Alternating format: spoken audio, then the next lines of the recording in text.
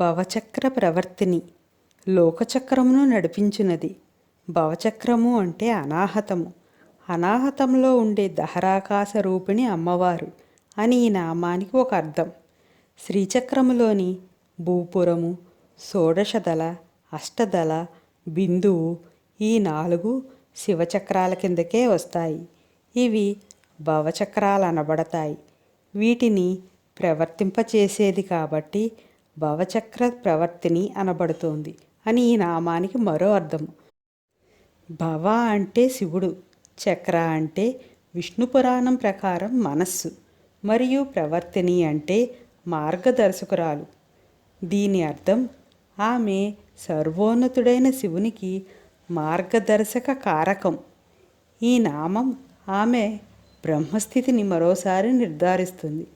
ఇది ఈ నామానికి మరో అర్థం. మన కర్మలను బట్టి మనలను జనన మరణ అనే చక్రాలలో తిప్పుతుంది అని ఈ నామానికి మరో అర్థం.